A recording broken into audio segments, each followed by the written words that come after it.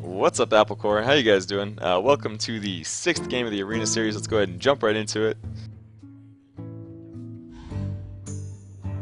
Alright, here we go. So, yeah, we have about 8 minutes before live stream here, but Apple Core only needs 8 minutes to totally wreck our opponent, you know? At least the last few games, anyways. Pretty much, man, pretty much. We've been doing pretty well, pretty well. The past 2 or 3 games in a row, we've just absolutely crushed them. You know, we did get kind of lucky last game to top deck the Boulder Fist Ogre at that very crucial moment when we had no cards left in hand, which then, you know, playing Spellbreaker gave me lethal the following turn. So we did have a little bit of help from RNG, which for anyone who doesn't know is random number generator, which is a big factor in card games. But anyways, let's see here. Oh yeah, I also noticed in the last video there was a mute for some reason. But nice. Wow, this is really good. 2-drop, 3-drop, 3-drop. This is so awesome. We're actually going to keep all of this. Yeah. Especially against another Shaman. Lightning Storm is so useful because it's guaranteed to kill all of their totems. And remember last game we had to top deck a Lightning Storm, I think, to be able to win efficiently. So, nice. Let's clean out the Brewmaster first, rather than the Loot Hoarder, so that we don't have to send the Loot Hoarder back to our hand. Because when you play Panda, you have to send something back to your hand. And when we play Loot Hoarder, we want him to die, we want him to stay on the field, so... nice, that's excellent, so he had nothing to play. Ooh, Mad Bomber. It's tempting, but no. Let's just play Loot Hoarder for now, and let's kill the totem. Yeah, we don't want a Mad Bomber just yet. We want to wait until we need to hit something on the board to use Mad Bomber. Because if we play it on an empty board with just one of our creatures out there, and just the totem out there, we could end up killing our Panda, or dealing 1 damage, which would allow him to use something like, you know, Elven Archer, or an Earth Shock to kill this guy. We want a Lightning Bolt. We want to bait out a Lightning Bolt if we can, or an Earth Shock on our Loot Hoarder, if possible. Okay. So, oh wow, nice. That is an excellent draw. Well... This one's really awkward. Harvest Golem gets insane value here. Harvest Golem gets such good value. This is so awkward for us. I guess the best I can do... Oh man, the best I can do is probably just... Man... It's probably just trade and Mad Bomber and hope for the best. No, we're just gonna trade. We're just gonna trade out completely. Harvest Golem is so good for him, man. It's so good. We're just gonna trade and draw a card. He gets so much value. That's okay. We'll just play Mad Bomber. Yep. On an empty board after we made the trade. Too risky. Wow, ouch. And then we'll just heal ourselves to put more stats on the board, put more damage out there to kill whatever he plays next turn. Man, that's really unfortunate. Harvest Golem was so good for him there, like with the 2 health minions. And if we try to ignore it, the problem is he'll probably just Lightning Storm. Or he'll take his favorable trade and then he'll move on to the next one. Or worst case scenario, he could buff it with like a Defender of Argus and then kill our Loot Hoarder for free. Or kill our Panda for free. So we have to clear it, fearing buff cards. So we do have momentum, we do have creatures on the board, so technically speaking we are still ahead in this game. But you never know. You never know.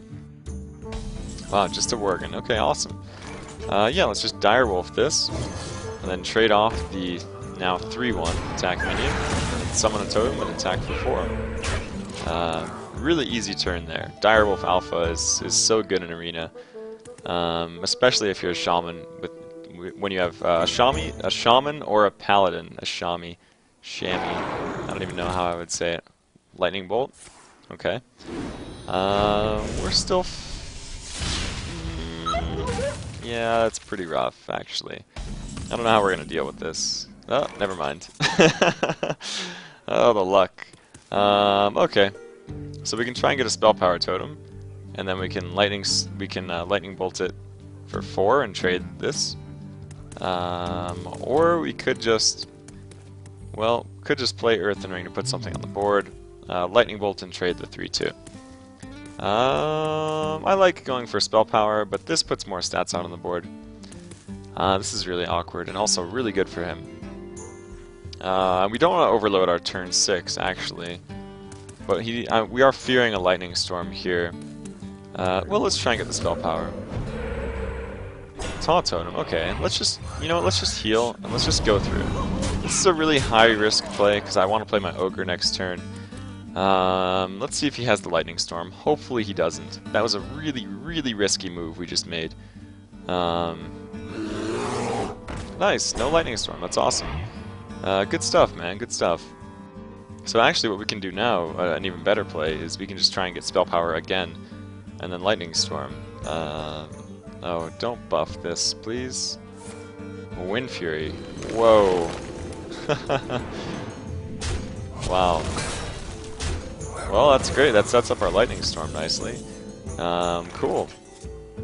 So yeah, we can just Lightning Storm and then play Earthen Ring Farseer rather than try and totem up. Yeah, that's much better. So not only did we kill the Elemental, we also killed the Wind Fury effect and the Grizzly. So that was technically a 3-for-1, although he did kill my Earthen Ring Farseer technically for free. So it was a 3-for-2. His 3 cards for my Earthen Ring Farseer and the Lightning Storm. Either way, it's a +1 favorable for us. So we now have a pretty good card advantage here, I would say. He's at 18 life, we have 7 damage on the table. Okay. Well, we have a favorable trade here. We can trade totems. Then we can drop Blood Knight with another totem. So let's go ahead and do that. Trade here. Blood Knight, totem, and face. And once again, it looks like we're knocking down our opponent pretty easily here. Assuming he doesn't draw a Lightning Storm right now, which would be kind of unfortunate for us. Well, it would be. But the Blood Knight might live, we'll see. He could drag this game on for a very long time if he does get a Lightning Storm. Nice, he doesn't have it. 3, 6, 9, 10, 11, 12, 13 damage. We are 2 off of lethal. Wow, that gets us really close. Alright, so we're just gonna do this. Yep, we're gonna Hex the Taunt.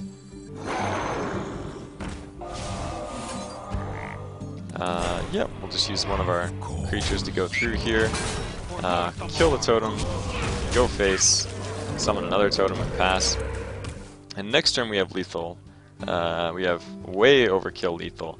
Assuming he has no Lightning Storm once again. Which would be really awesome. And our board is once again out of control. Oh no, don't Lightning. Oh, did you just draw it? Oh, Forked Lightning, okay. If he doesn't kill the 3-1. Nice. Good. 3, 6, 9, 10, 11. Lightning Bolt to the face and we win. Good stuff, man. Another game, another one bites the dust, so... nice. Just send everyone into the face. And just Lightning Bolt for 3. Which would buff this guy, so we have overkill by a lot, especially with New Hammer. But yeah, GG, man. GG. So we are now 5-1 in this Arena Series. Kind of as expected. You know, I was expecting to do just about this well. In fact, I think we're going to be able to get 9 wins with this deck. I'm pretty sure. There we go. Alright, so yeah, wow, my face is really close to the camera this episode. Yeah, thank you guys for watching. I appreciate it. And yeah, hopefully if you enjoyed this video, you'll like and subscribe. And I will see you guys on the live stream in just a moment here. Alright, so yep, signing off, and I will see you guys on live stream and also tomorrow, excuse my voice, on YouTube, Apple Core. See you guys then.